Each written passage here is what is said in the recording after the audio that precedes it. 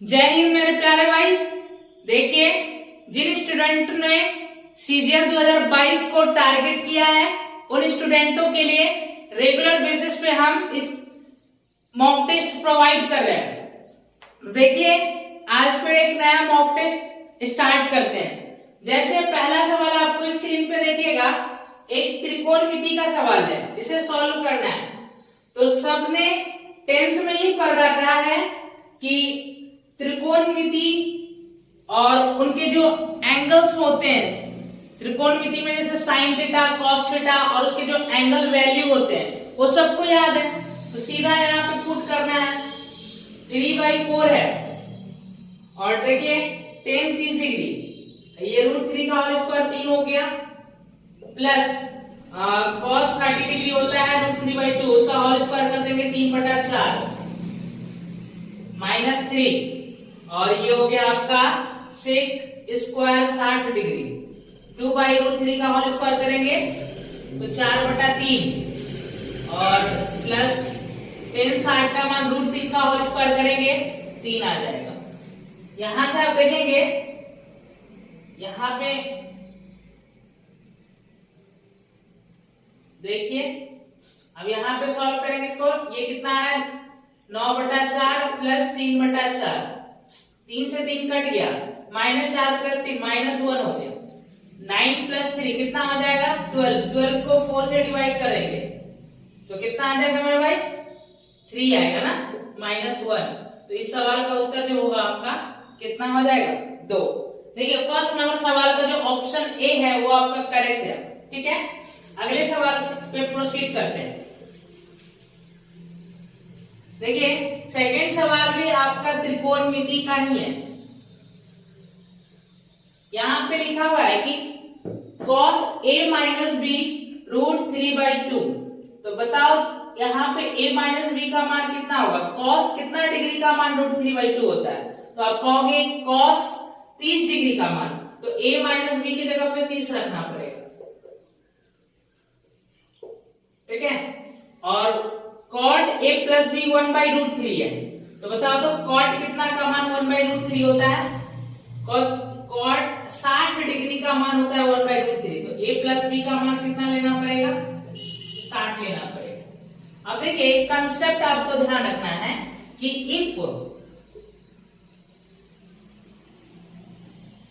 a plus b is equal to x और a minus b is equal to y। ठीक है, दो संख्याओं का योग x है और दो संख्याओं का उसी सेम दो संख्याओं का डिफरेंस y है। तो अगर यहां से हम a निकालना चाहे तो दोनों को जोड़ के आधा कर देंगे, और अगर आपको b निकालना है तो आप क्या करना, दोनों को घटा के आधा करना, और प्लस वाले में से माइनस वाले को घटाएंगे। ठीक है,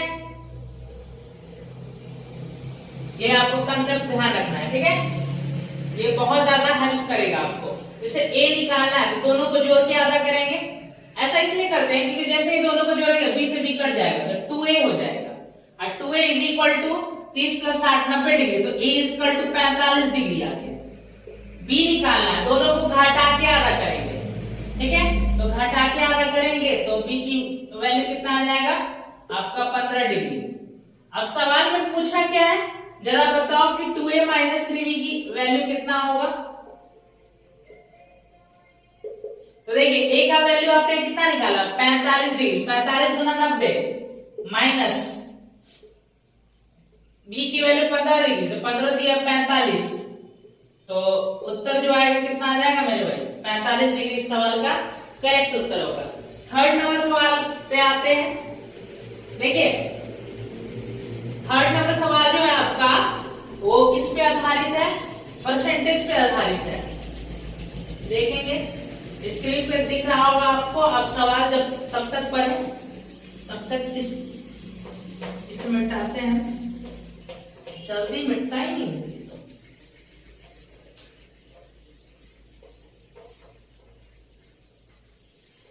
देखेंगे, देखिए लिखा हुआ है कि एक परीक्षा में विद्यालय X से निश्चित संख्या में छात्र उपस्थित हुए और 20% छात्र अनुत्तीर्ण हो गए, उसी परीक्षा में विद्यालय X की तुलना में Y से 130% अधिक छात्र उपस्थित हुए। यदि दोनों विद्यालय से उपस्थित हुए कुल छात्रों में से 90% छात्र उत्तीर्ण हुए तो विद्यालय Y के अनुत्तीर्ण छात्रों का प्रतिशत ज्ञात करें। देखेंगे भाई ध्यान से, देखिए दो विद्यालय, एक X विद्यालय, दूसरा विद्यालय का नाम Y है।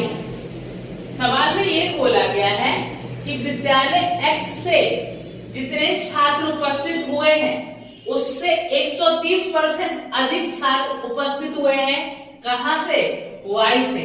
तो हम कह सकते हैं अगर विद्यालय X से 10 छात्र उपस्थित हुए हैं तो विद्यालय Y से कितना हुआ होगा? 13 अधिक, मतलब कि 23 उपस्थित हुए होंगे। ठीक है। अब सवाल में ये बोला गया है कि जो X से जितने छात्र उपस्थित हुए उसमें से 20% अनुत्तीर्ण हो गए। ठीक है ना। और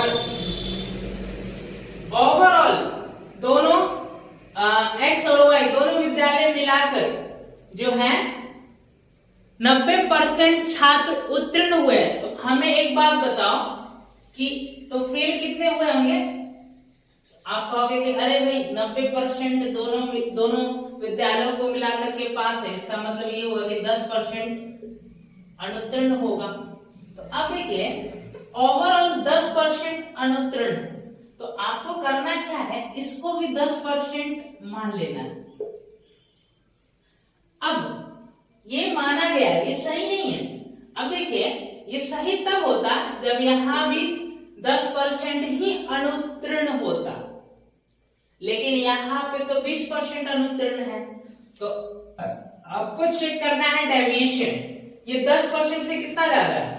अब कहो कि 10% ज्यादा है, 10 दहाई के 100, यहाँ पे 100% कम करना होगा, लेकिन डायरेक्ट कम नहीं करेंगे, इन 2300 में बांट देंगे तब जाके कम करेंगे। ठीक है। तो 23 से कितना बार में जाएगा? ये 23 से विभाजित करेंगे इसको, 23 से कितना बार में? 23 चौका 92, लगभग 4 बार तो जा ही रहा है ना। तो 10% माइनस 23 चौका 92 हो गया, फिर पॉइंट लगाएंगे तो एक 0 लगेगा ना। ये सब समझ। अब 80 देखिए 23 चौका 92 घटा के 8 है, पॉइंट लगा के 0, 80, फिर कितना बार में लगाएंगे? 23 दिया 69, अप्रोक्स 3 बार तो जा ही सकते हैं। अब घटा देंगे तो पहले 5 घटा दो, तो 5 घटा देंगे तो इसमें से 5 बचेगा, और एक ज्यादा इसलिए घटाएंगे कि 0.3 घटाना था।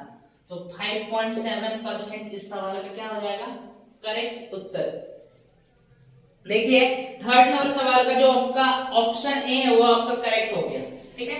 ये डेविएशन मेथड है, ये आपको सीखना बहुत जरूरी है। ये सवाल बहुत आसानी से और जल्दी सॉल्व करने में आपको हेल्प करेगा ये तरीका।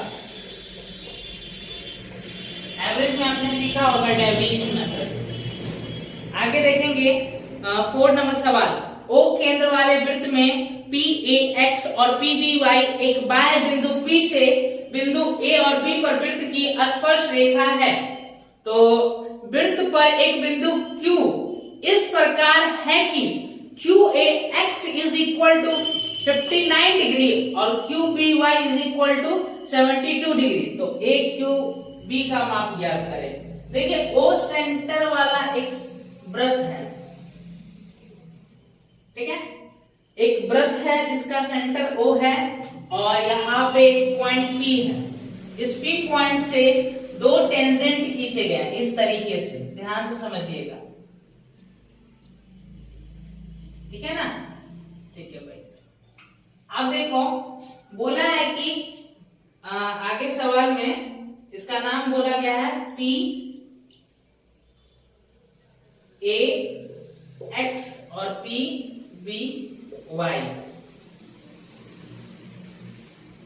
अब आगे बोला गया है सवाल में कि वृत्त पर एक बिंदु Q इस प्रकार है कि जो एंगल QAX है, QAX ये वाला एंगल जो है वो 59 डिग्री है।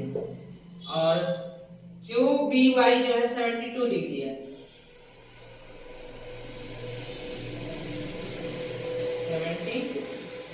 72 डिग्री है। तो बताना है कि ए क्यू बी की वैल्यू कितना होगा। तो देखिए एक तो तरीका ये है कि आप ऐसा समझ लो कि इन तीनों का सम 180 होगा, ठीक है। तो इस दोनों को जोड़ के देखो कितना आ रहा है। आपको अगर इस दोनों को जोड़ के आ रहा है 7 5 12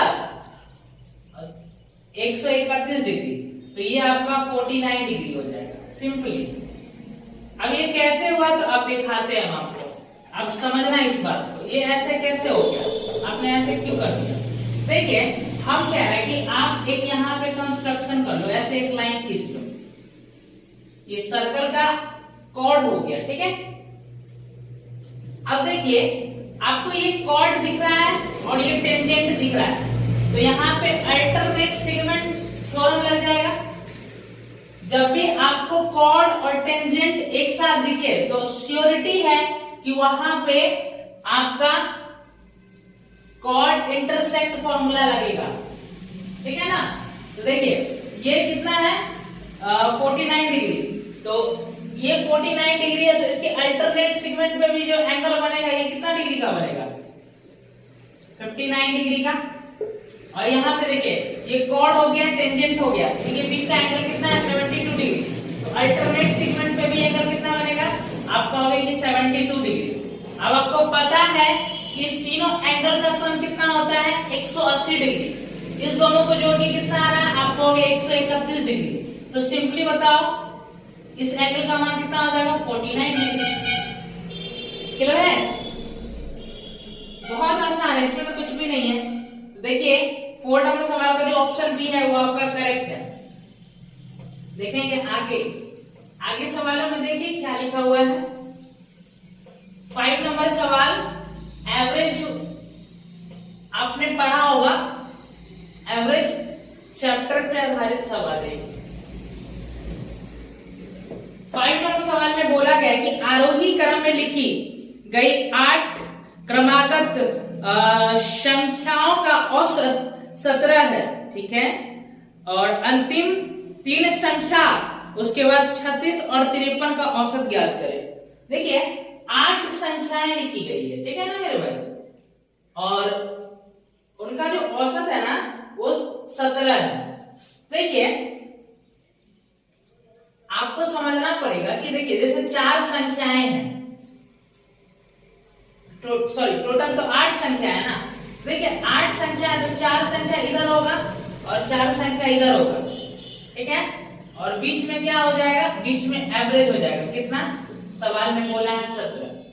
तो एक बात बताओ, इधर की चारों संख्या आप निकाल सकते हो, यहाँ पे चारों संख्या क्या हो जाएंगे सम संख्या है ना।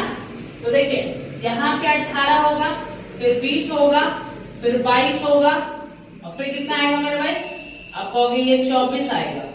तो इधर के 4 संख्याएं हो गए, आप इधर की भी 4 संख्या निकाल सकते थे, समझ में आया। आप ध्यान रखना कि जब भी हम कंसेक्यूटिव इवन नंबर की बात करते हैं या फिर कंसेक्यूटिव ऑड नंबर की बात करते हैं तो एवरेज जो होता है वो बीच वाला संख्या होता है। तो वही हम बोल रहे हैं कि 17 अगर एवरेज है तो ये बीच में होगा।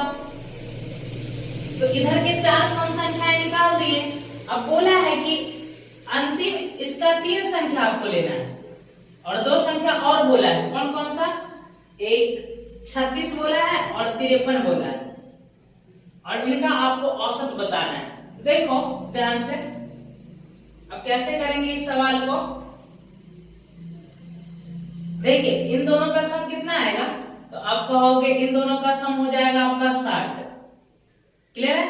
एवरेज कैसे निकालते हैं, सम ऑफ नंबर्स बटा टोटल नंबर ऑफ नंबर्स, मतलब कि जितनी भी संख्याएं दी गई है उनका आपको सम करना है और उनकी जितनी संख्याएं हैं उतना से भाग कर देना है।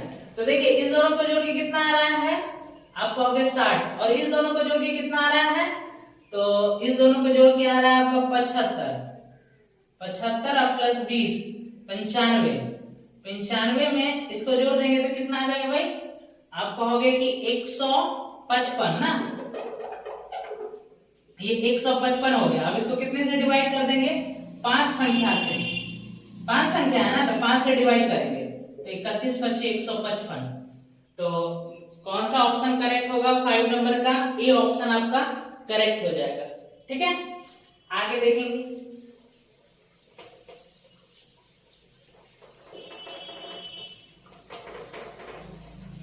देखिए नेक्स्ट नंबर सवाल में देखते हैं क्या बोल रहा है। देखिए यहाँ पे लिखा हुआ है कि किसी बेलन का पृष्ठीय क्षेत्रफल जो है वो 462 है।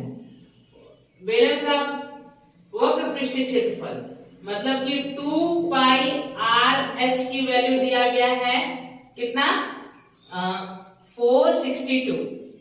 ठीक है ना, और इसकी आधार की त्रिज्या मतलब पाई आर स्क्वायर की वैल्यू मतलब 22/7 और r square is equal to 346.5। तो क्या करना है आपको? बेलन का आयतन बताया, तो बेलन का आयतन होता है पाई आर स्क्वायर एच। तो एक काम करते हैं, ये पहले 2 हटा देते हैं। देखिए हम ये 2 क्यों हटाएंगे? क्योंकि हमें बेलन का जो आयतन है ना उसका फॉर्मूला दिख रहा है कि पाई आर स्क्वायर एच होता है।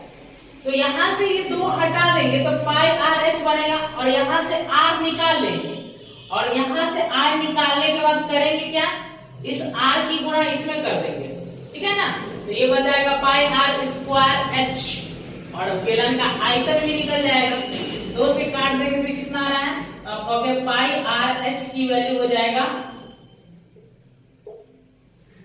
231।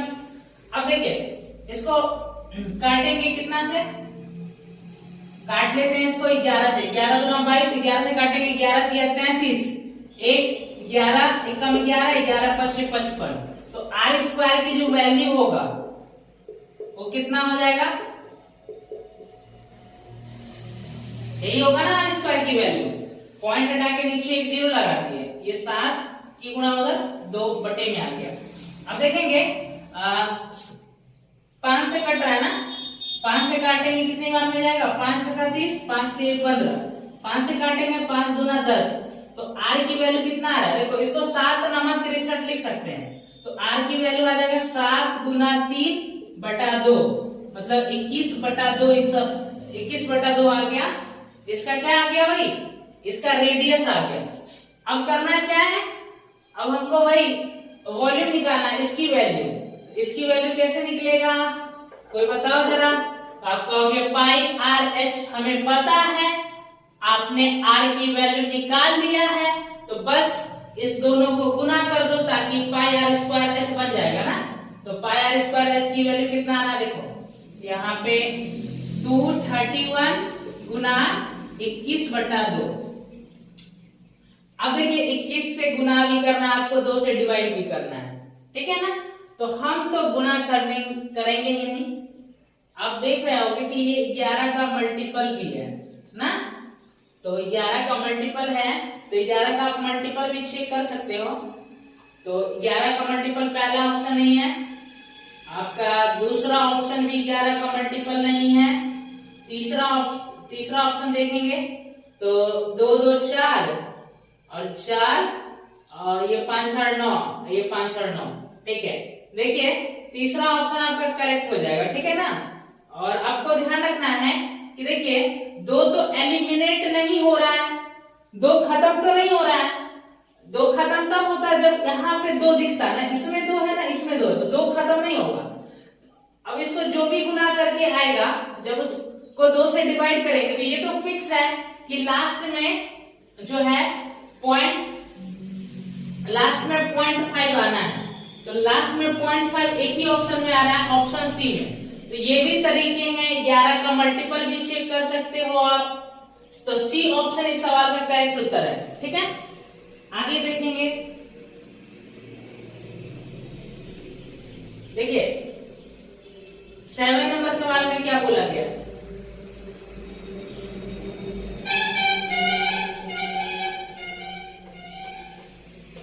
नंबर सवाल टेबल चार्ट है, यहाँ पे आपको दिखेगा सवाल।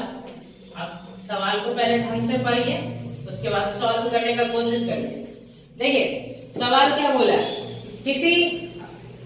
ये तो हो गया ना। 7 नंबर सवाल पे आते हैं।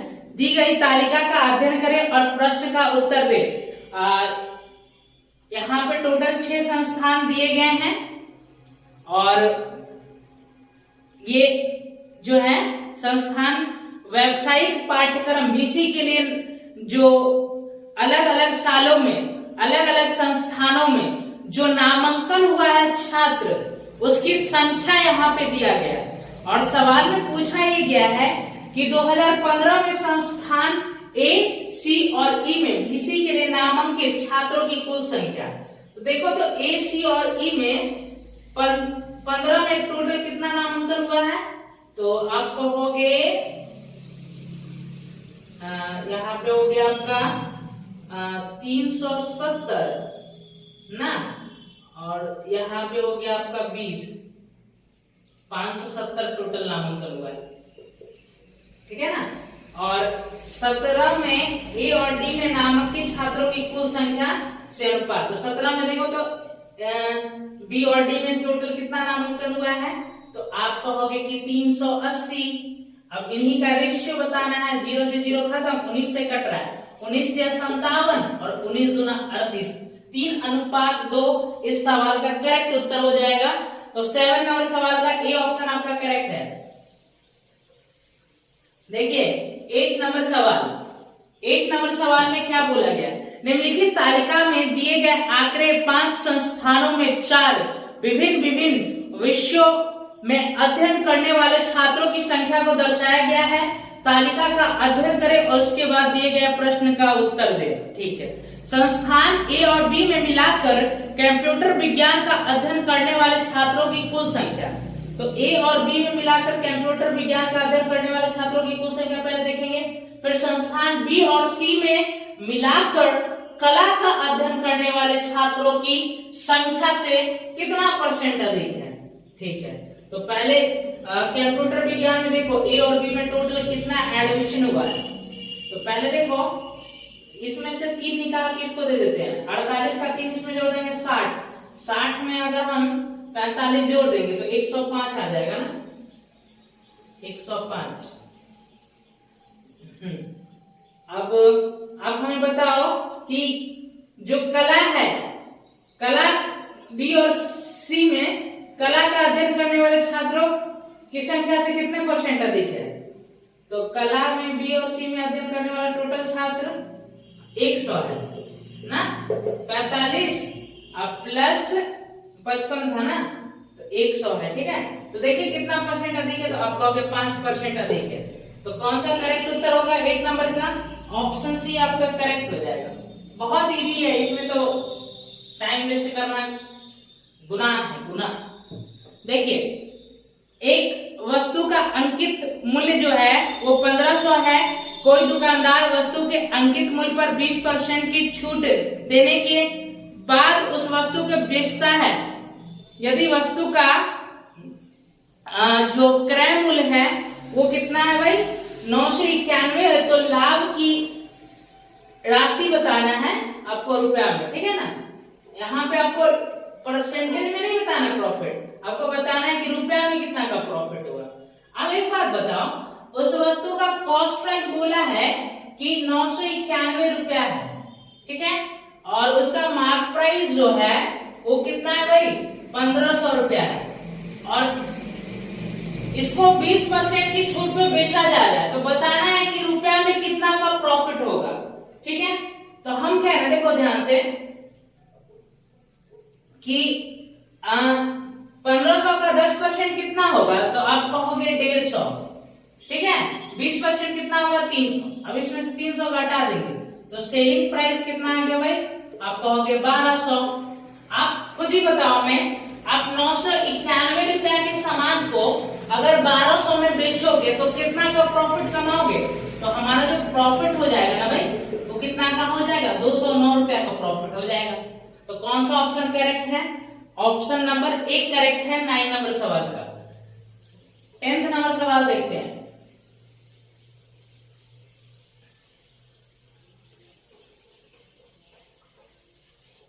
देखिए 10 नंबर सवाल में क्या बोला गया है, ए बी और सी के बीच 31,866 की राशि को, ठीक है,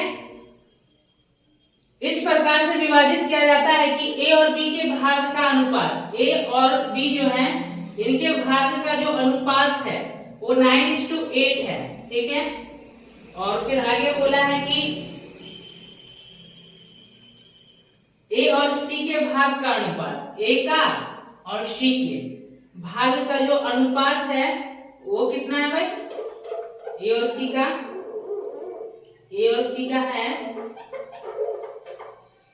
ए और सी का बोला है 4:5, 4 बोला है, इसका 5 बोला है, ठीक है। तो अब क्या करेंगे भाई,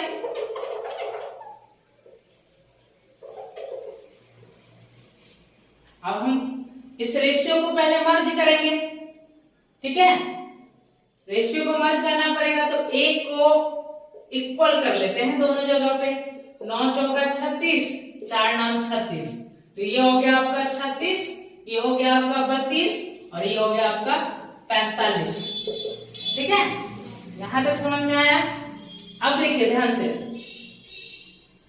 अब सवाल में बोला है कि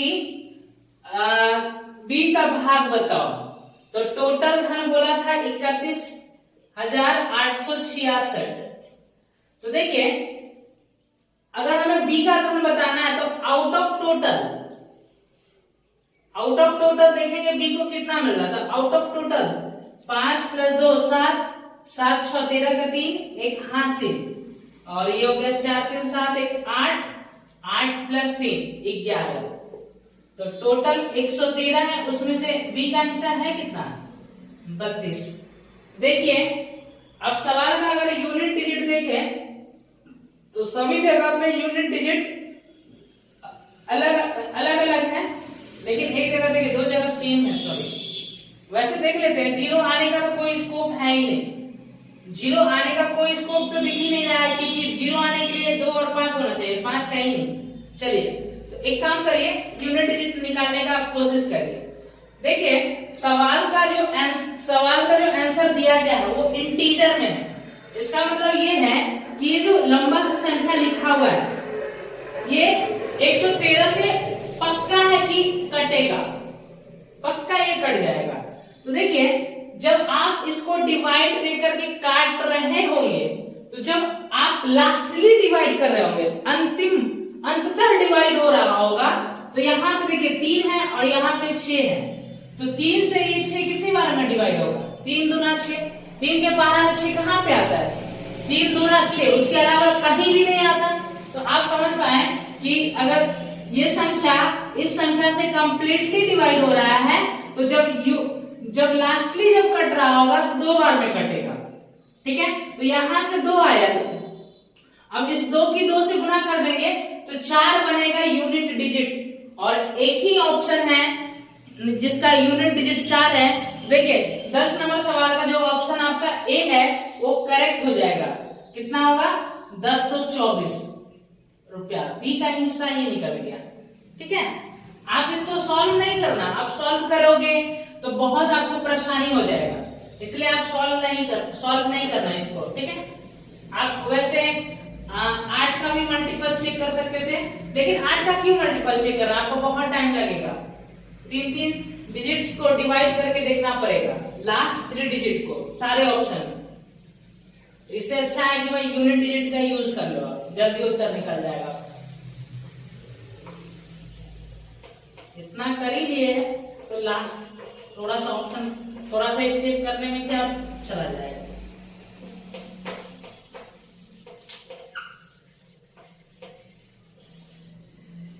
देखिए आगे देखेंगे अगले नंबर सवाल को। देखिए यहाँ पे बोला है कि 15% वार्षिक साधारण ब्याज दर पर एक निश्चित राशि 2 वर्ष बाद 13,650 रुपया हो जाती है। समान अर्धवार्षिक चक्रवृद्धि ब्याज दर पर वही राशि 1 वर्ष बाद कितनी हो जाएगी, और आपको बताना है निकटतम पूर्णांक में, ठीक है ना। देखिए एक बात बताओ हमें कि 10% की रेट से साधारण ब्याज पर पैसा लगाओगे तो 2 साल में कितना ब्याज मिलेगा? तो आप कहोगे 15 दूना 30%। अब देखिए ये आपको 2 साल के बाद का अमाउंट दिया है, मतलब ये 130% की वैल्यू दिया गया है। कितना है? 13,650 रुपया। तो देखिए यहां से 13 से जब इसको डिवाइड कर देंगे तो 100% की वैल्यू कितना आ जाएगा? 13 एकम 13 जीरो, 13 पचे 65, तो ये 10,500 रुपया आ रहा है। ठीक है ना? अब इसको कंपाउंड इंटरेस्ट पे लगाना है, इसी पैसा को, इसी सेम धन को, लेकिन जो यहाँ पे ब्याज कैलकुलेट किया गया है वो हाफ ईयरली, मतलब 6 महीना पे कंपाउंडेड किया गया है। ठीक है ना? जैसे सवाल में यहाँ पे बोला तो इसी तरीके से हम बता रहे हैं आपको। जो ईयरली कंपाउंडेड होता है ना, हाफ ईयरली कंपाउंडेड होता है, क्वार्टरली कंपाउंडेड होता है, त्रैमासिक। तो यहाँ पे बोला गया है कि हाफ ईयरली कंपाउंडेड है और 1 साल है, तो 1 साल है और हाफ ईयरली कंपाउंडेड है, तो 6 महीना के 2 टाइम स्लॉट बन जाएंगे, 2 टाइम स्लॉट बनेंगे ना। और रेट देखो कितना आ जाएगा, आपको आगे कि 15% रेट है आपका 1 साल का, तो 6 महीने के लिए रेट कितना होगा? आपको आगे 6 महीने के लिए रेट हो जाएगा 7.5%। कोई समस्या नहीं है। अब देखिए आपको पता होगा golden ratio method, golden ratio method हम यहाँ पे यूज कर सकते हैं। देखिए हम आपको बताते हैं कि गोल्डन रेशियो मेथड आपको कब लगाना है। देखिए अगर 2 टाइम स्लॉट बन रहे हैं और दोनों टाइम स्लॉट के लिए जो रेट परसेंट है वो सेम है, तब वहां पे हम गोल्डन रेशियो मेथड का यूज कर सकते हैं। तो देखिए यहाँ पे 2 टाइम स्लॉट बन रहा है 6 महीने के, और दोनों टाइम स्लॉट के लिए जो रेट है वो 7.5% ही है। तो यहाँ पे आप गोल्डन रेशियो यूज कर सकते हो 2:1 का। 2 साल के लिए यही होता है ना, हाँ? या फिर 2 टाइम स्लॉट बोल लो। अब देखिए 7.5% का मतलब कितना होता है? 3/40 होता है ना। तो यहाँ पे 10,500 का आपको निकालना है, कितना? 3/40 निकालना है। 0 से 0 कट जाएगा और फिर इसको काटेंगे, 2 से कट रहा है ना, 2 मरते में 4, इसको 2 से काटेंगे तो 525, 525 दिया 1575 अब बटा 2। तो आप प्रिंसिपल का आपने निकाला कितना? 3/40 निकाला। ठीक है? तो 3/40 कितना आया? 1575 अब बटा 2 आया। ठीक है ना? अब कहोगे कि बटा में 2 क्यों लिख के रखे हो, आप क्यों नहीं डिवाइड कर लिए? तो हम कहेंगे भाई कोई समस्या नहीं है, जब हम CI कैलकुलेट कर रहे होंगे तो जब 2 से इसको मल्टीप्लाई करेंगे तो 2 से 2 कट जाएगा, कटेगा कि नहीं कटेगा? अब फिर इसका 3/40 लेंगे, 1575 का देखो आपको 3/40 निकालना है। ठीक है ना? तो देखेंगे इसको। अब देखिए पहले आप क्या करोगे, पहले आप डिवाइड करोगे या फिर गुणा करोगे? पहले क्या करते हैं भाई, पहले गुणा ही कर लेते हैं ना। ठीक है? तो 75 दिया होता है 225, 225 होता है तो 2 5 और 2 हासिल हो गया। ठीक है? 15 को 3 से गुणा कर देंगे, 15 दिया 45 और 2 जोड़ देंगे 47। अब बटा कितना हो जाएगा? बटा में हो जाएगा 80। ठीक है ना? 40 गुना 80। अब 8 से पहले डिवाइड कर लो और फिर 1 अंक के बाद दशमलव लगा देना। तो 8 से डिवाइड करेंगे तो कितनी बार में जाएगा? तो 8 पंजे 40, 8 नामा 72, 8 नामा 72। अब देखिए 5 उतारेंगे, 5 उतारेंगे ना, और नहीं लग रहा तो 0 देंगे, फिर पॉइंट देंगे और 8 6 48 लग जाएगा ना, 8 6 48। लेकिन 10 से और डिवाइड करना है तो ये पॉइंट घसक के यहाँ पे चला आएगा, कोई समस्या नहीं है। अब देखिए ये इसको जब कैलकुलेट किया गया तो कितना निकल के आया मेरे भाई? तो आप कहोगे कि ये आया है 59 अप्रोक्स 0.06 को हटा। अब देखिए आपसे क्या पूछा गया है, एक वर्ष के बाद कितनी हो जाएगी, मतलब कि आपसे अमाउंट पूछा गया है। तो अमाउंट इज इक्वल टू होता है प्रिंसिपल प्लस सीआई। तो देखिए यहां से पहले हम सीआई कैलकुलेट कर लेते हैं। तो ये आ रहा है आपका, इसको 2 से मल्टीप्लाई करेंगे तो ये हो गया 1575। 1575 ये 1 से मल्टीप्लाई करेंगे 59 को, तो 59। अब इस दोनों को जोड़ लेंगे, तो दोनों को जोड़ के कितना आ रहा है, सॉरी लाइट कट गया। देखिए भाई जैसे समझा रहे थे आपको कि देखिए 1500 आपका यहाँ पे 75 आया, सीआई कैलकुलेट कर रहे हैं। ये क्या निकाल रहे हैं भाई, सीआई निकाल रहे हैं, ध्यान से समझिएगा सीआई। तो देखिए ये 1575 आया, यहां से कितना आ जाएगा, ये कहोगे आप 59 आएगा। दोनों को ऐड कर लेंगे कितना आ जाएगा, तो दोनों को ऐड करके आ जाएगा आपका 1600 कितना आ जाएगा, 16 देखो 9 5 14 का 4 1 हासिल, और ये हो गया आपका 8 5 13 का 3 1 हासिल, ये आ रहा है आपका 1634। ठीक है, और प्रिंसिपल कितना था, आपका हो गया प्रिंसिपल है 10,500 रुपया, और उसमें जोड़ देंगे कितना 1634 रुपया। तो दोनों को ऐड करके कितना आ जाएगा, तो 1600 और 500 1 2 1 3 4, तो 12,134 आ रहा है। ठीक है, 12,134। 11 नंबर सवाल का जो ऑप्शन बी है वो आपका करेक्ट होगा। ठीक है, कुछ भी नहीं किए, बहुत आसान सवाल था ये, इसमें कुछ भी ज्यादा आपको सोचने की आवश्यकता नहीं है, बस आपको कॉन्सेप्ट पता होना चाहिए, गोल्डन रेशियो मेथड। अब देखिए गोल्डन रेशियो मेथड आप तब लगाइएगा, एक बार हम फिर से बताते हैं, जब 2 टाइम स्लॉट बन रहा है और दोनों टाइम स्लॉट के रेट सेम हो। अगर रेट सेम नहीं होगा तो आप ट्री मेथड यूज करिएगा। ठीक है ना, ट्री मेथड सब जगह लग जाता है, चाहे सेम रहे या फिर सेम ना रहे, क्योंकि वहां पे हम लोग मैन्युअली निकालते हैं कि, लेकिन यहाँ पे वैसा नहीं होता है, यहाँ पे एक तरह से फॉर्मूला टाइप का हो जाता है।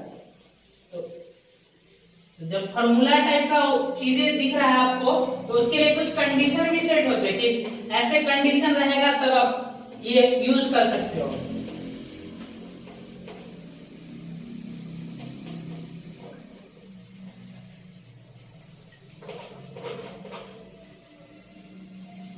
देखिए आगे देखेंगे नेक्स्ट नंबर सवाल में क्या लिखा है। देखिए 12 नंबर सवाल अलजेब्रा का सवाल है, और यहाँ पे सवाल में बोला गया है कि x plus y plus z is equal to 7 बोला है। ठीक है, और x square plus y square plus z square is equal to 87 बोला गया है। X cube plus y cube plus z cube की वैल्यू 913 है, तो रूट के अंदर में नहीं, रूट के अंदर नहीं, क्यूब रूट के अंदर में बताना है एक्स वाई जेड की वैल्यू कितना होगा। देखिए सबको फॉर्मूला क्या याद है, ये वाला, ये फॉर्मूला याद है आपको, x cube plus y cube plus z cube minus 3x y z is equal to a plus b plus, sorry यहाँ पे a प्लस बी प्लस नहीं, एक्स वाई जेड में लेके चल रहा है ना, x plus y plus z, और ब्रैकेट में 3 times of x square plus y square plus z square, और minus x plus y plus z का होल स्क्वायर, और यहां पे 1/2 भी आपको लगाना होगा। क्यों, अब देखो ध्यान से, ऐसा इसलिए हुआ क्योंकि जब आप इसको सॉल्व करोगे तो पहले जो यहाँ पे फॉर्मूला बनता था ना, क्या बनता था, तो आपको x square plus y square plus z square minus x y minus y z minus z x, उस पर 2 गुना रहता है, इसीलिए यहाँ पे 1/2 लगाया जाता था कि 2 कॉमन हो जाए और इस 2 से कट जाए, इस वजह से। ठीक है ना, ये 1/2 लगता है। करके इसको सॉल्व कर लेना है। आपको आगे x cube plus y cube plus z cube की वैल्यू 913 दिया गया था, minus 3xy z is equal to 1/2 x plus y plus z कितना दिया गया है आपका हो गया 7 और ये 3 x square plus y square plus z square 85 दिया, तो 85 दिया तो कितना हो जाएगा आप कहोगे 85 को 3 से गुना करना है ना, लिख लेते हैं पहले आप कौन की इतना कम स्टेप लिखते हो। अब यहाँ पे देखेंगे फिर x plus y plus z का होल स्क्वायर है तो 7 का स्क्वायर 49 हो गया, यहाँ तक का काम खत्म। अब देखिए ध्यान से, अब इसको कैलकुलेट करेंगे 913 माइनस 3xyz माइनस का 1/2 गुना 7। अब ये कितना हो जाएगा आप कहोगे ये आ जाएगा आपका 8 3 240 से प्लस 15 तो 255 और 255 में से कितना घटा देंगे 49 घटा देंगे, तो 49 घटाएंगे तो कितना बचेगा, तो आप कहोगे 49 जब आप घटा दोगे ना इसमें से तो बचेगा 206। अब 2 से डिवाइड कर लो तो 103 हो गया, ठीक है ना भाई। अब देखो 103 को 7 से गुना कर देंगे 721 और ये इधर आ जाएगा और उसको इस वाले को उधर उठा के ले जाते 3xyz इज इक्वल टू कितना आ जाएगा 913 माइनस 721, ठीक है ना। तो यहाँ से घटाओ पहले आप भाई, घटाने पे आ रहा है यहाँ पे 2 और 11 से 2 जाएगा 9 और यहाँ पे आपका बच गया कितना 8 में से आ जाएगा 1। अब एक्स वाई जेड कितना आ जाएगा, तो 3 से काटेंगे इसको, 3 6 का 18 3 4 का 12 x y x into y z आ गया 64। तो अब क्यूब रूट ऑफ 64 बताना है आपको, 4 इस सवाल का उत्तर हो जाएगा, ठीक है। देखिए नेक्स्ट नंबर सवाल पे आते हैं। देखिए अगले सवाल में क्या बोला है, ये भी एक अलजेब्रा का सवाल है, आपको स्क्रीन पे दिख रहा होगा, आप देखिए और उसको सॉल्व करने का कोशिश करिए, ठीक है। आपका टाइमर लगा हुआ है, जब तक हम बोर्ड मिटाते हैं वो आपका टाइमर का काम कर रहा है।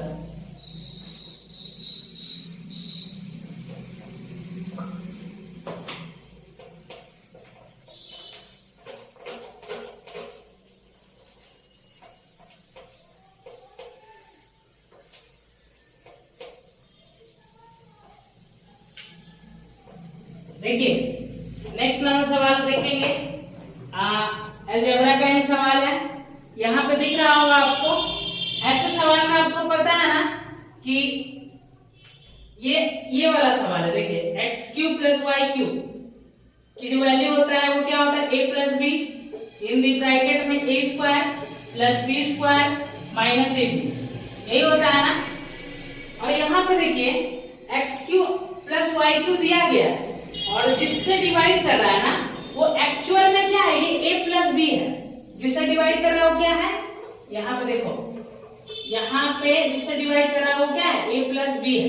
तो आपको यहां से पता चल गया कि a और b की वैल्यू क्या है। a की वैल्यू है रूट के अंदर में 18x और b की वैल्यू है रूट के अंदर में 12y, ठीक है ना।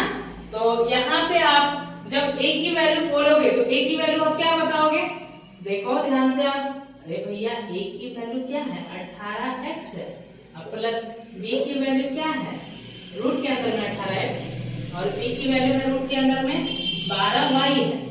तो आप को बस ये निकालना है, क्या आप ये निकाल नहीं सकते हो, निकाल सकते हो ना भाई, ये इसकी वैल्यू आपको पता चल गया। तो यहाँ से हम कहेंगे डायरेक्ट हम लिख रहे हैं कि a की वैल्यू आ जाएगा आपका, जब इसका स्क्वायर करेंगे ना तो 18x स्क्वायर आएगा ना, तो a की वैल्यू 18 आ गया और b की वैल्यू कितना आ जाएगा, तो आप कहोगे 12y स्क्वायर आएगा ना, तो b की वैल्यू आ गया आपका 12 और c की वैल्यू कितना आएगा, तो आप कहोगे c की वैल्यू, यहाँ पे फॉर्मूला में माइनस होता है जबकि यहाँ पे प्लस लिखा है, तो c की वैल्यू माइनस रूट के अंदर 18 गुना रूट के अंदर में कितना होगा 12। तो इसको हम ऐसे भी लिख सकते हैं ना, 18 को 3√2, और इसको ऐसे लिख सकते हैं 2√3। ठीक है, तो c की वैल्यू आ गया माइनस का 6√6। ठीक है, तो ये एबीसी की वैल्यू निकल गया। अब यहाँ पे निकालना है आपको a square minus b square और प्लस का c स्क्वायर। तो देखिए a की वैल्यू 18 का स्क्वायर करेंगे 324 माइनस b की वैल्यू 12 का स्क्वायर 144 अब प्लस इसका होल स्क्वायर कर देंगे तो ये कितना हो जाएगा 216। अब देखिए यूनिट डिजिट अगर हम देखें अलग अलग है या सेम ही है सब सवाल का, देखते हैं वैसे यूनिट डिजिट क्या आता है। दो ऑप्शन की यूनिट डिजिट सेम है, लेकिन देख लेते हैं यूनिट डिजिट क्या आएगा। ठीक है, सॉल्व भी कर लो, क्या दिमाग लगाना। माइनस यहाँ पे इस दोनों को जोड़ के कितना आएगा भाई, तो आप कहोगे कि 360 आएगा।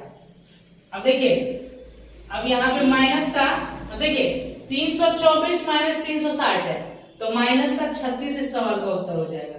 यही इस सवाल का करेक्ट उत्तर है। ठीक है, तो कौन सा ऑप्शन करेक्ट होगा, ऑप्शन नंबर ए आपका करेक्ट हो जाएगा। ठीक है, अगले सवाल पे आइए।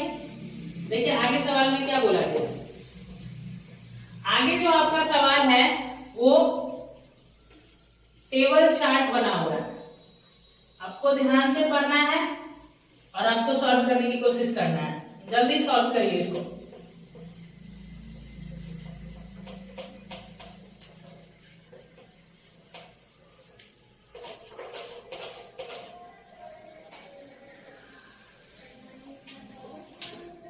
देखिए यहाँ पे बोला है कि 15वें संस्थान बी, सी और ई में बीसी के लिए नामांकित छात्रों की कुल संख्या।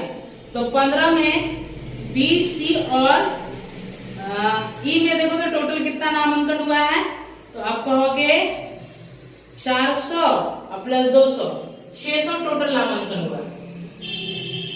ठीक है, और 16 में ए, डी और एफ में, 16 में ए में, डी में और एफ में, तो ये आ रहा है आपका कितना, तो इसको 200 प्लस 140 340 में जोड़ देंगे 200, तो ये आ जाएगा 540।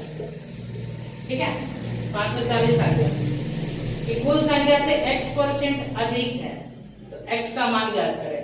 मतलब कि इसको इधर लिख लेते हैं ना, बताना है कि इस वाले से ये कितना अधिक है, तो इसको इधर लिख लो। वैसे कोई प्रॉब्लम नहीं, इधर भी रहेगा तो, लेकिन जिससे कंपेयर करते हैं उसको इधर लिखते हैं, सही रहता है। 0 से 0 कट गया 9। अब ये कितना से कट जाएगा आपका, 6 से कट रहा है ना, 6 9 54, 6 आएंगे 60, तो कितना अधिक है, 1/9। 1/9 का मतलब कितना होता है 11.11%। तो देखिए 14 नंबर सवाल का जो डी ऑप्शन है वो आपका करेक्ट हो जाएगा। ठीक है,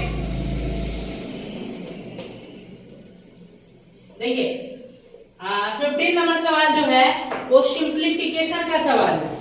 देखेंगे ध्यान से, यहाँ पे पहले क्या करेंगे, ऑफ का काम कर लेते हैं। तो ये 12 3 36, तो 32 अब बटा में 36 हो गया, 4 से काट देंगे, 4 8 32, 4 9 36 गुना, अब ब्रैकेट है भैया।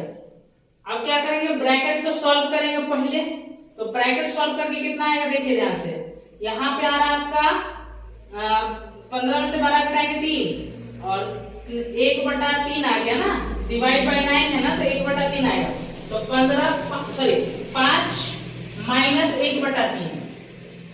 ठीक है, फिर ऑफ लिखा हुआ है, ऑफ, और यहाँ पे 3/7 प्लस का 4, और यहाँ पे देखो पहले ऑफ का काम होगा, तो ये हो गया 8 को 8 से भाग कर देंगे 1, और 1 घटा देंगे तो ये 3 बन जाएगा।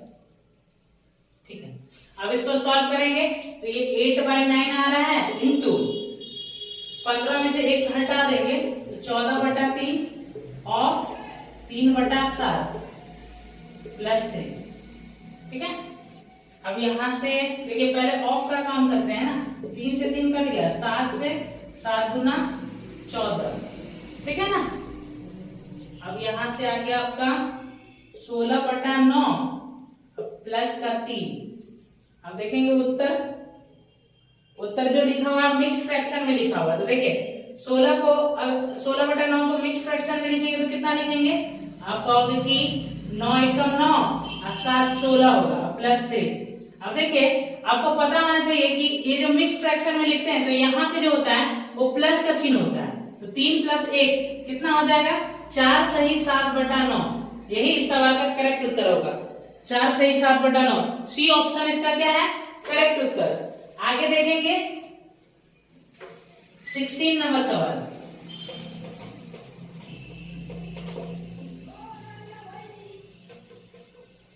देखिए 16 नंबर सवाल में क्या लिखा हुआ है,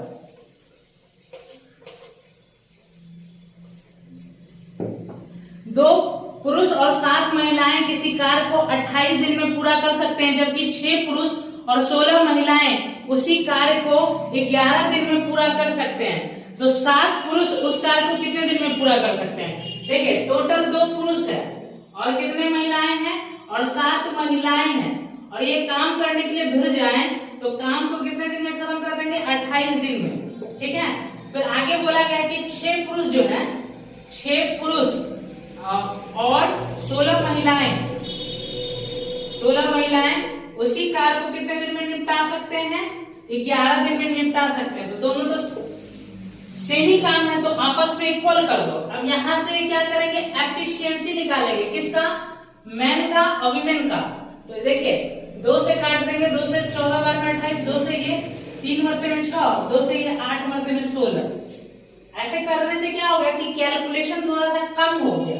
ठीक है, अब देखिए 14 दूना 28 m प्लस 14 सत्ते 98 w इज इक्वल टू 11 दिया 33 m प्लस 88 w। अब m को इधर ही रहने दो, इसको उठा के इधर लाएंगे तो 5 m बचेगा, और इसको उठा के इधर ले जाएंगे तो 10 w बचेगा। तो m बटा जब w आ रहा है ना भाई, वो 2/1 आ रहा है, तो ये आ गया एक मैन और एक वीमेन का एफिशिएंसी। तो देखिए इसका यूज करके टोटल वर्क निकाल लो, 2 दूना 4 और प्लस 7, 7 4 11 गुना 28, ये टोटल वर्क आ गया। और इस कार्य को पूछा गया कि अगर 7 पुरुष करेंगे तो कितने दिन में कर देंगे, तो 7 पुरुष 14 की एफिशिएंसी से करेंगे तो कितने दिन में काम खत्म कर देंगे, 22 डेज में काम खत्म कर देंगे। तो कौन सा ऑप्शन करेक्ट होगा 16 नंबर का, डी ऑप्शन आपका करेक्ट हो जाएगा। देखेंगे अगले नंबर सवाल में क्या बोला गया है। 16 के बाद 17 नंबर सवाल पे आते हैं।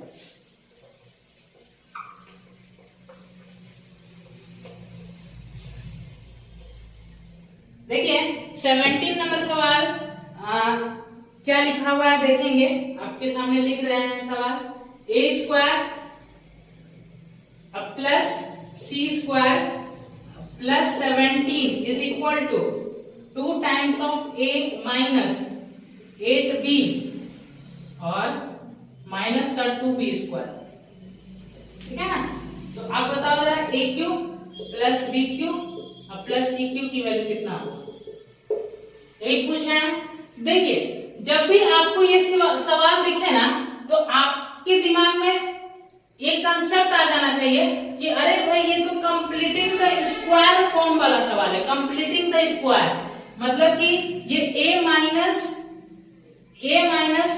p का होल स्क्वायर अब प्लस b माइनस q का होल स्क्वायर अब प्लस c माइनस r के whole square is equal to 0 वाला फॉर्म बनेगा।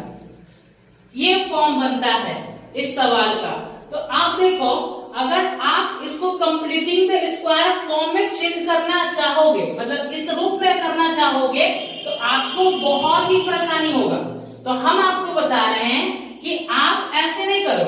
इसके लिए एक्चुअल में तो सवाल रियलिटी में ऐसे सॉल्व होगा, लेकिन अगर हम 10th क्लास में 9th क्लास में होते तो सही था।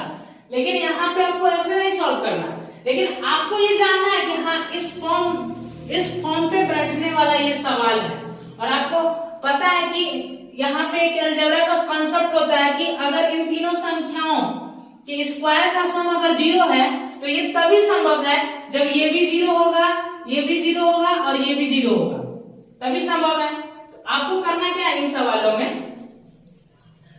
जो 2ab वाला जो टर्म होता है उसको इस साइड रखना है, बाकी मटेरियल को उठा के इधर साइड फेंक देना है, बाकी मटेरियल उठा के किधर फेंक देंगे, इधर फेंक देंगे। तो देखिए, तो a square plus c square, और देखिए यहाँ पे देखो आपको 2ab वाला टर्म रखना है, और ये जबकि 2ab वाला टर्म नहीं है तो इसको मल्टीप्लाई करो 2 से पहले, तो ये कितना हो जाएगा माइनस का 4b स्क्वायर इधर आ जाएगा, तो ये हो जाएगा प्लस का 4b square plus 17 is equal to, और 2ab वाला टर्म को इधर ही रखना है तो 2 को बाहर ही रहने दो, a माइनस 8 के, ठीक है। अब देखो आप कहोगे कि 2 को बाहर क्यों रखें, तो आपको भाई ये 2 बाहर रखना है, ये अनिवार्य है, ये सवाल सॉल्व करने के लिए ये 2 बाहर रहना क्या है, अनिवार्य है।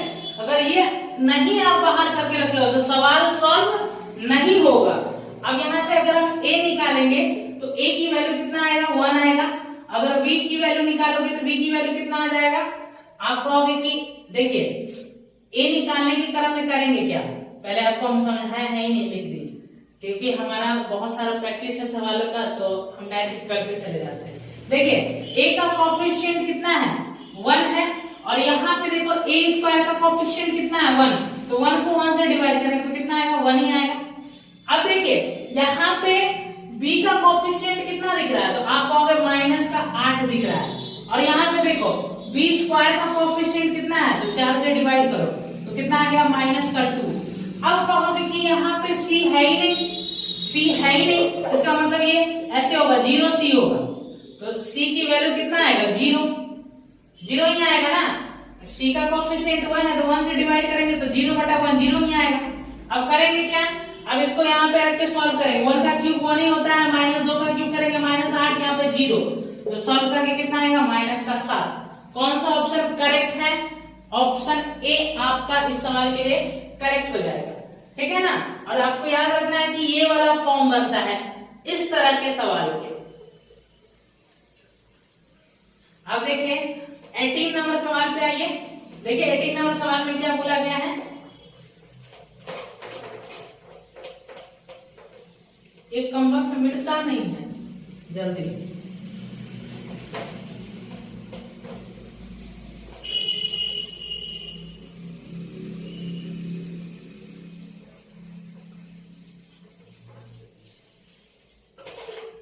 देखिए 18 नंबर सवाल में क्या बोला गया, 18 नंबर सवाल में बोला गया कि त्रिभुज एबीसी की भुजा जो है वो 5 सेंटीमीटर, 6 सेंटीमीटर, 7 सेंटीमीटर है, और AB को विस्तारित करने पर किसी वृत्त को P पर स्पर्श करता है, और AC को विस्तारित करने पर किसी वृत्त को Q पर स्पर्श करता है, तो AQ की लंबाई ज्ञात करें। देखिए एक ट्रायंगल है इस तरीके से ABC, अब जब AB को विस्तारित करोगे ना तो ये एक वृत्त को कहां पे स्पर्श करेगा, आप कहोगे कि P पर स्पर्श करेगा, और AC को विस्तारित करने पे ये कहां पे स्पर्श करता है, ये Q पे स्पर्श करता है, ठीक है ना। जैसे यहाँ पे देखिए एक सर्कल है इस तरीके का,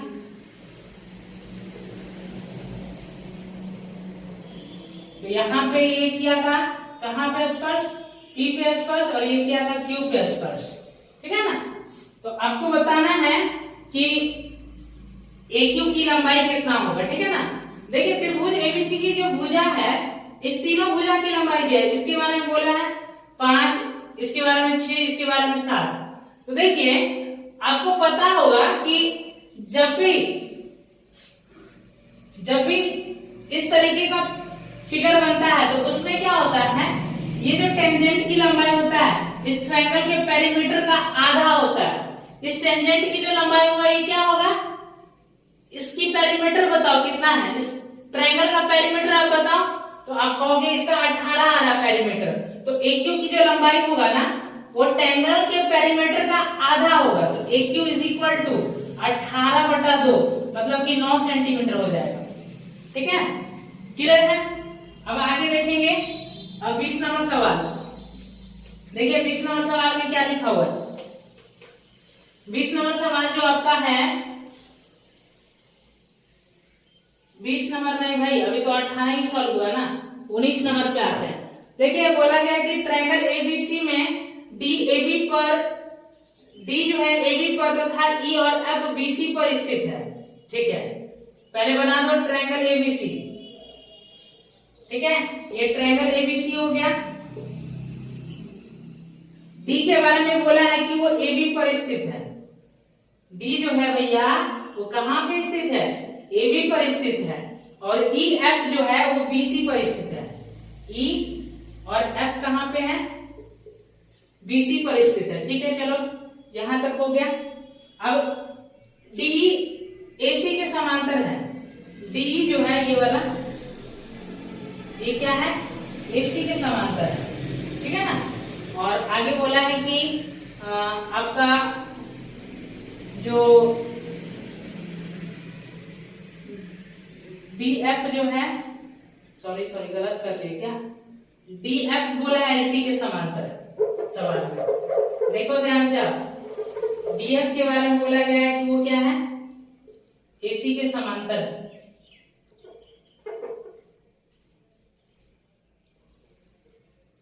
डीएफ आपका एसी के समांतर हो गया। और यहां पे बोला है कि एएफ जो है वो डीई के समांतर है।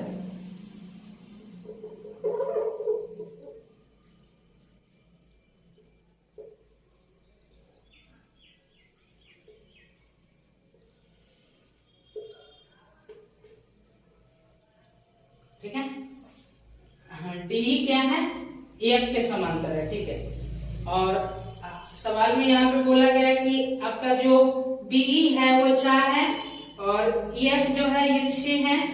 तो आपको बीसी की लंबाई बताना है। तो देखिए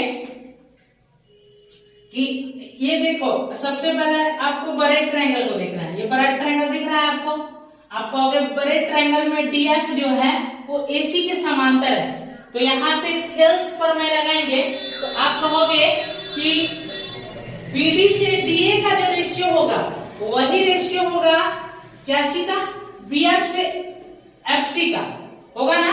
बताओ, बीडी से डीए का जो रेशियो होगा वही रेशियो होगा किसका, बीएफ से किसका, बीएफ से एफसी का। सहमत हो कि नहीं सहमत हो। अब देखो, अब छोटे ट्रायंगल की बात करते, इस ट्रायंगल की बात करते, तो आप कहोगे यहां देखो, यहां भी क्या है, इस ट्रायंगल में डी जो है ये एएफ के समांतर है। तो बीडी से डीए का जो रेशियो होगा, बीडी से डीए का जो रेशियो होगा वही रेशियो हो जाएगा किसका, बीई से ईएफ का, बीई से ईएफ का, ईएफ का। अब देखिए, बीडी से डीए का जो रेशियो जो है वो बीएफ से एफसी के रेशियो के बराबर है। और बीडी से डीए का जो रेशियो है ये बीई से ईएफ के रेशियो के बराबर है। तो आप कहोगे इस आधार पे ये दोनों भी आपस में इक्वल हो जाएंगे। तो मतलब कि यहाँ पे देखिए, ये आपने सीखा कि बीएफ से एफसी का जो रेशियो होगा वही रेशियो क्या होगा, बीई से ईएफ का हो जाएगा। होगा कि नहीं होगा, होगा कि नहीं होगा। अरे भैया, बीएफ से जो एफसी का रेशियो है वही रेशियो बीई से क्या हो जाएगा, इसी का हो जाएगा। तो अब देखो, तो बीई से इसी का रेशियो कितना बन रहा है, पहले ये देख लो। तो आप कहोगे ये यहां से यहाँ बीई से ईएफ का रेशियो कितना बन रहा है, तो आप कहोगे 2:3 का रेशियो बन रहा है, 2:3 का रेशियो बन रहा है। लेकिन ये 4 था, ये 6 था, ये भी याद रखना, ठीक है। तो अगर भैया बीई से ईएफ का रेशियो 2:3 बन रहा है तो बीएफ से एफसी का भी रेशियो तो 2:3 बनेगा। यहां से देखो, बीएफ से एफसी का जो रेशियो है वो भी बनेगा 2:3, बनेगा कि नहीं बनेगा। और कहोगे कि यहां से यहां तक का लंबाई जो है वो 10 सेंटीमीटर है, तो 2 की वैल्यू 10 सेंटीमीटर, ठीक है ना। 2 की वैल्यू कितना है, 10 सेंटीमीटर। तो आपको बताना 5 की वैल्यू, तो 5 की वैल्यू कितना आ जाएगा, 25 सेंटीमीटर। तो कौन सा ऑप्शन करेक्ट हो जाएगा, आप कहोगे 19 का जो ऑप्शन डी है वो आपका करेक्ट हो जाएगा। अब 20 नंबर सवाल देखेंगे। देखिए 20 नंबर सवाल आप पढ़िए और इसको सॉल्व करने का प्रयास करें, तब तक हम इसे मिटाते हैं।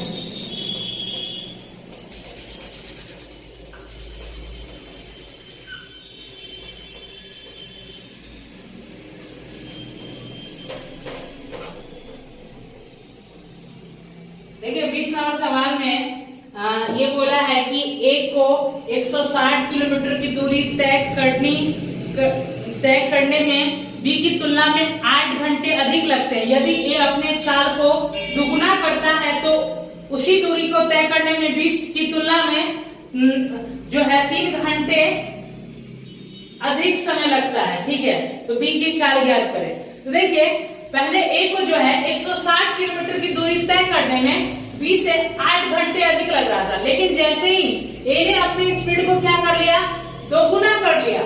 अब ए को बी से केवल 3 घंटे अधिक लग रहा है। तो हम कह रहे हैं कि भाई एक बात बताओ, बी ने क्या अपने स्पीड में परिवर्तन किया है? आपको बी ने कुछ भी नहीं किया, सारा खेल ए का है। तो आप कहोगे कि ए जो है ना भाई, ए अपनी स्पीड को क्या कर रहा है, 1 से 2 कर रहा है। ठीक है, तो टाइम कितना हो जाएगा? आप कहोगे टाइम 2 से 1 हो जाएगा, टाइम 2 से 1 होगा। तो देखिए यहां पे ध्यान से, पहले 160 किलोमीटर की डिस्टेंस जाने में बी को 2 यूनिट का समय लगता था, अब केवल 1 यूनिट का समय लग रहा है। तो एक कितना समय बचा रहा है, 1 यूनिट समय बचा रहा है। और पहले 8 घंटा अधिक लगता था, अब केवल 3 ही घंटा अधिक लग रहा है। मतलब अब उसने क्या किया, 5 घंटे का समय बचा लिया। तो अगर वो इनिशियल स्पीड से जाए तो उसको कितने टाइम लगेंगे, 10 घंटा। और हमको पता है कि इनिशियल स्पीड से ए अपना स्पीड को कवर करता है, तो वो बी से 8 घंटे अधिक लेता है। इसका मतलब बी को कितना घंटा लगता होगा, 2 घंटा। तो एक बात बताओ भाई मेरे, बी को जाना है 160 किलोमीटर और ये 160 किलोमीटर के डिस्टेंस को वो 2 घंटा में कवर कर लेता है, तो बी का स्पीड क्या रहा होगा, 80 किलोमीटर प्रति घंटा। इससे आसान सवाल क्या होगा क्या? आगे देखेंगे 21 नंबर सवाल। देखिए 21 नंबर सवाल में क्या बोला गया है, आपको बस ध्यान से समझते रहना है क्वेश्चन को।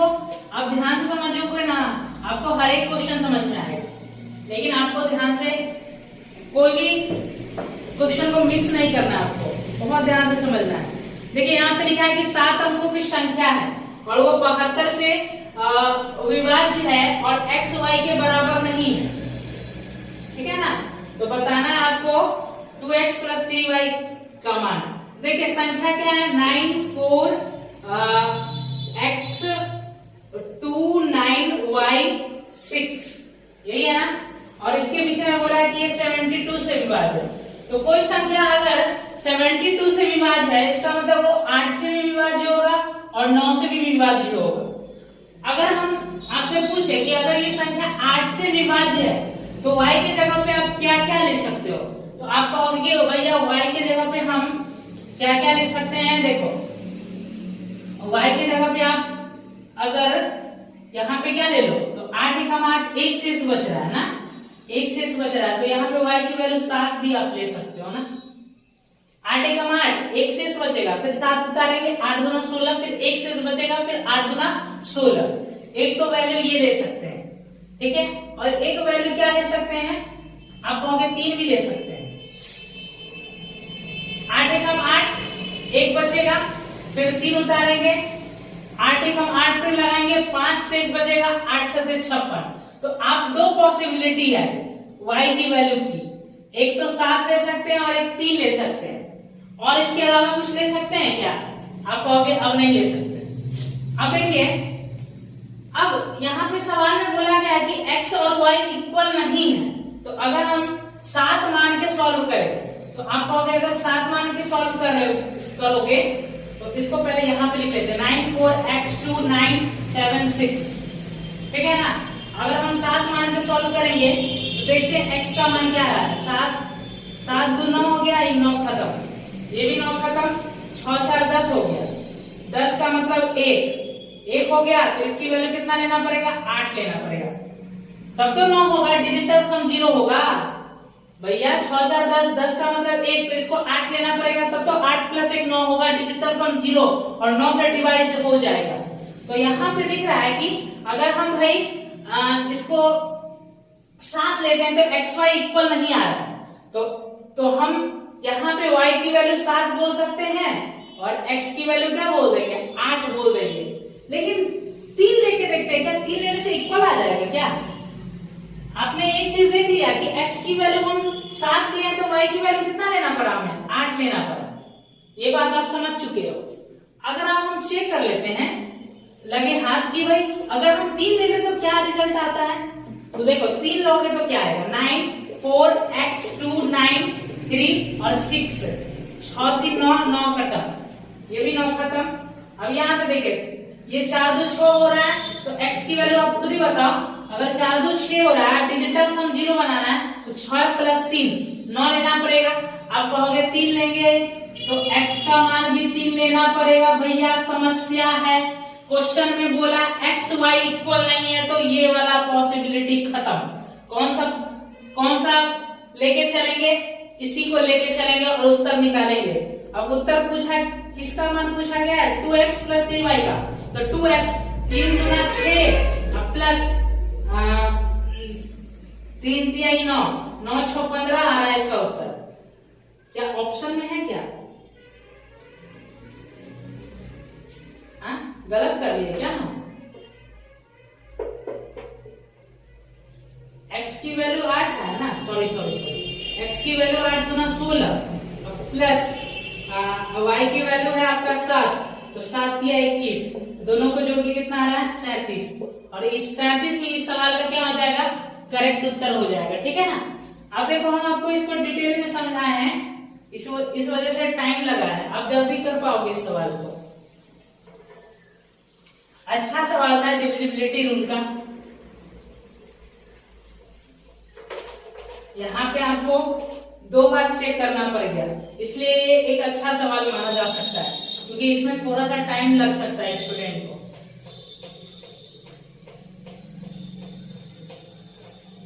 लेकिन जैसे ही हमने 7 वहां पे माना था y का मान, तो x 8 आया, तो हम देख पा रहे थे कि x y इक्वल नहीं है और डायरेक्ट उत्तर निकाल सकते थे, कोई समस्या नहीं था वहां पे। अब देखिए 22 नंबर सवाल जो है त्रिकोणमिति का सवाल है। यहाँ पे ऐसे बोला गया है कि रूट के अंदर में sec square theta plus cosec square theta, और यहाँ पे आपको बोला है इसे साइन थीटा और 1 + cos थीटा, और नीचे में क्या दिया है मेरे भाई, नीचे में दिया है 1 + cos थीटा और माइनस साइन स्क्वायर थीटा। ठीक है। अब देखो इसको सॉल्व करना है, तो आपको पता होना चाहिए कि अगर इस तरह से दिखता है आपको रूट के अंदर में, जैसे रूट के अंदर में हो या कैसे भी हो कोई प्रॉब्लम नहीं है, ऐसा अगर आपको दिखे पैटर्न कि सेक स्क्वायर थीटा अब प्लस कॉसेक स्क्वायर थीटा, तो आप प्लस की जगह पे आप गुना भी कर सकते हो, कोई समस्या नहीं। तो यहां से आप कहोगे कि ये sec theta into cosec theta बाहर आ जाएगा। ठीक है।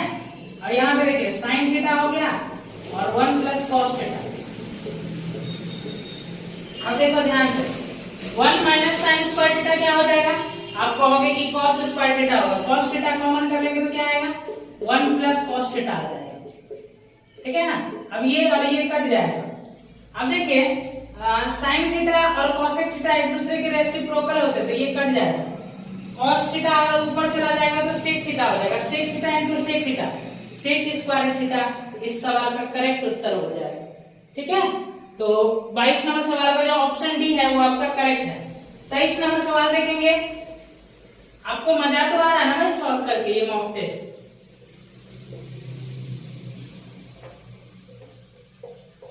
अब देखिए 23 नंबर सवाल में क्या बोला गया है, देखेंगे।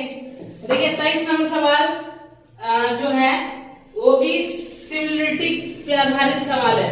अब ज्योमेट्री में पढ़े होंगे समरूपता आपने पढ़ा होगा, सिमिलरिटी, उसी पे आधारित सवाल है। देखिए त्रिभुज एबीसी में डी और ई जो है क्रमशः AB और AC पर बिंदु है, ठीक है। और फिर आगे बोला है कि DE पैरेलल टू BC है, ठीक है ना। AB इज इक्वल टू 8 बोला है और DE इज इक्वल टू 5 बोला है। यदि ट्रायंगल ADE का क्षेत्रफल 45 सेंटीमीटर स्क्वायर है तो आपको बताना है कि ट्रायंगल ABC का क्षेत्रफल कितना होगा। देखिए एक ट्रायंगल है इस तरीके से, ठीक है, नाम दे देते हैं ABC। अब देखिए AB और BC पर पॉइंट है D और E, यहाँ पे D पॉइंट है और यहाँ पे E पॉइंट है, और D क्या है, BC के समानांतर है।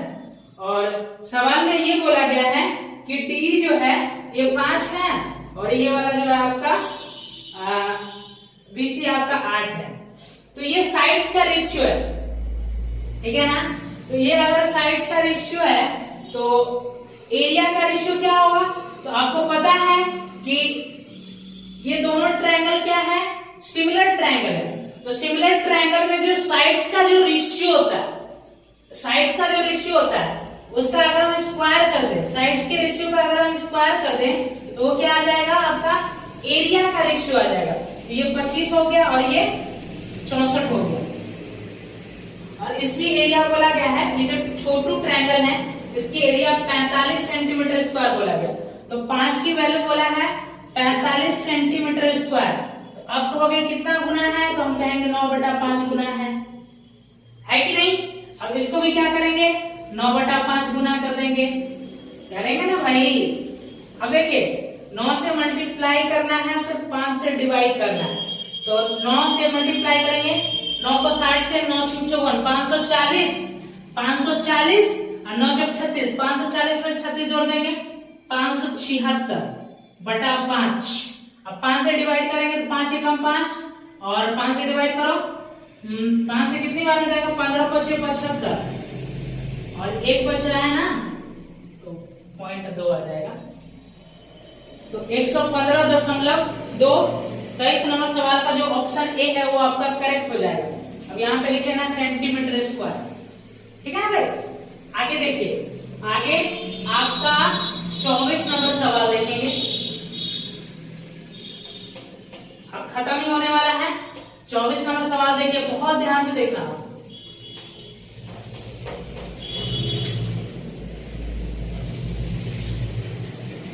देखिए 24 नंबर सवाल में क्या बोला गया है, कोई वस्तु 640 रुपया में बेचकर किसी व्यक्ति को वस्तु के विक्रय मूल्य पर 15% की हानि होता है, ठीक है भाई। 15% की हानि हुआ है लेकिन सेलिंग प्राइस पे, बहुत अच्छा सवाल है, ठीक है।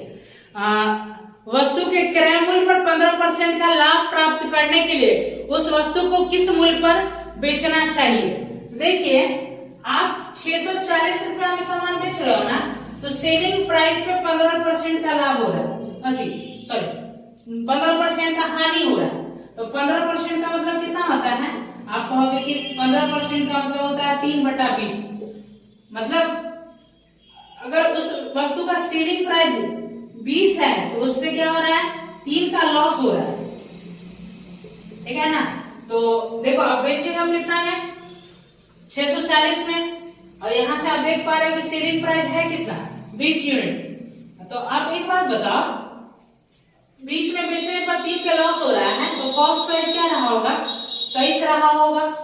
तो यहां से देखिए 20 की वैल्यू यहाँ पे दिया गया है इतना, तो 1 की वैल्यू कितना आ जाएगा, तो 1 की वैल्यू आ जाएगा आपका 0 से 0 खत्म, तो ये आ गया 32।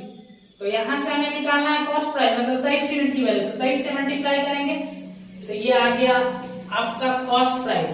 अब पूछा क्या है कि अगर 15% का आपको प्रॉफिट चाहिए तो बताओ कि इस वस्तु को कितना में सेल करना होगा। तो 32 गुना 23 है ये कॉस्ट प्राइस। अगर 15% का प्रॉफिट चाहिए तो इसको बेचना पड़ेगा आपको 23/20 में। कॉस्ट प्राइस के 23/20 में बेचना पड़ेगा कि नहीं। अरे भैया 15% का प्रॉफिट चाहिए तो क्या कॉस्ट प्राइस के 23/20 में बेचना हुआ कि नहीं। 2 से काट देंगे 10 बार में, 2 से काटेंगे 16 बार में। अब देखिए नीचे में 10 आ रहा है और 10 तभी कटता है जब एक 2 हो और एक 5 हो। तो 2 तो है यहाँ पे लेकिन 5 नहीं है, तो हम इसको काटेंगे नहीं, हम इस तीनों को गुना कर देंगे और करेंगे क्या, एक अंक के बाद दशमलव लगा देंगे। काटने का प्रयास मत करो।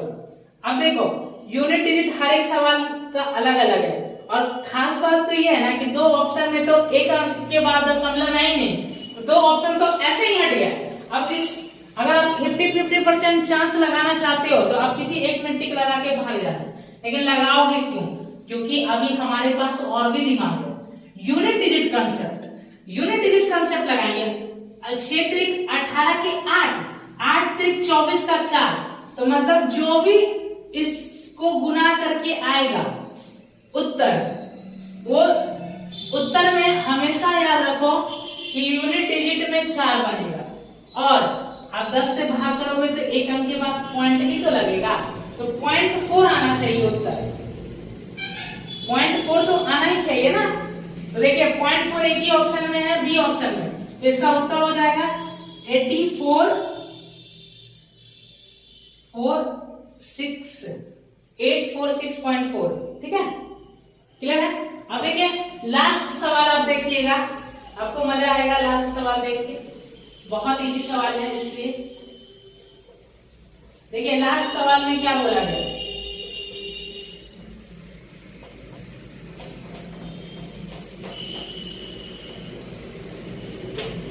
लास्ट सवाल में बोला गया है कि निम्न तालिका 50 व्यक्तियों की दैनिक आय दर्शाता है, तालिका का अध्ययन करें और उसके बाद दिए गए प्रश्न का उत्तर दे।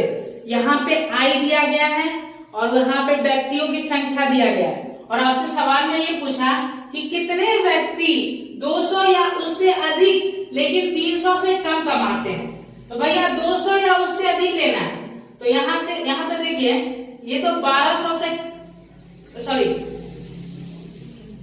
200 से कम वाला कितने व्यक्तियों की संख्या है, जो 200 से कम कमाता है 12 है, ठीक है ना।